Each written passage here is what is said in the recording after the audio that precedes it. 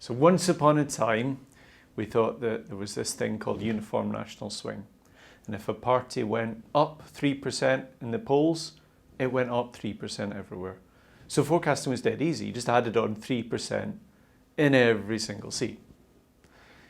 We don't do that now because that uniformity, that's just gone. Because you've got different things happening all over the country.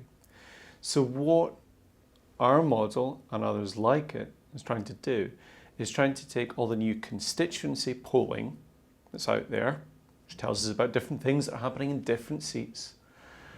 We're trying to model that.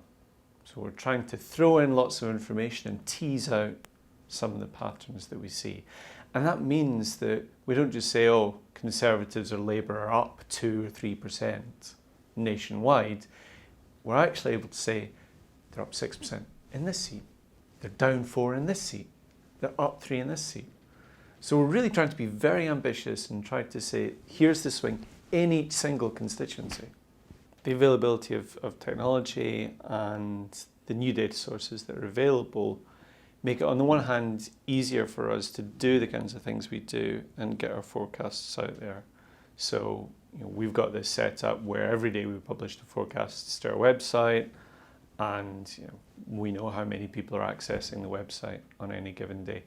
The downside of all the new data that's available is that trying to extract the patterns from that huge mass of data gets a lot more complicated.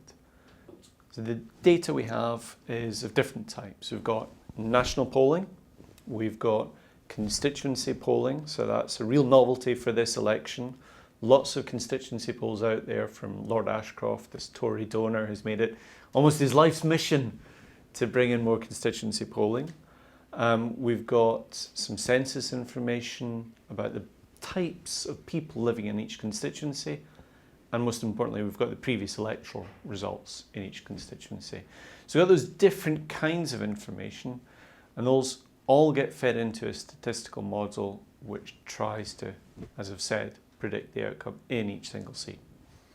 So there are two parts of the model that keep us awake at night.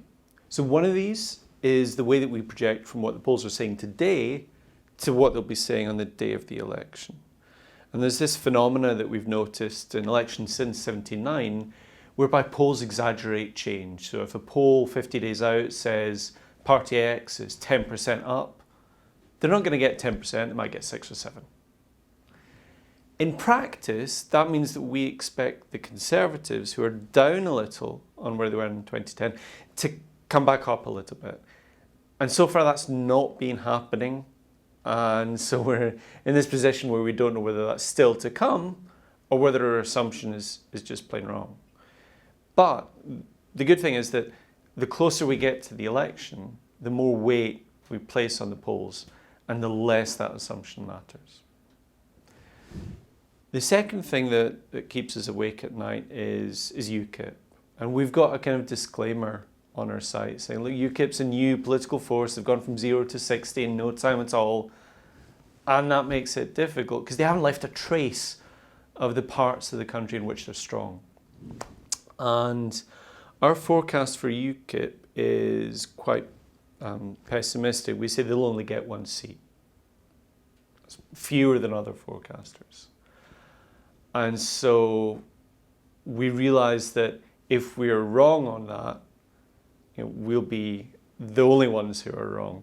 If we're wrong on other things, there are lots of other people who are going to be wrong with us.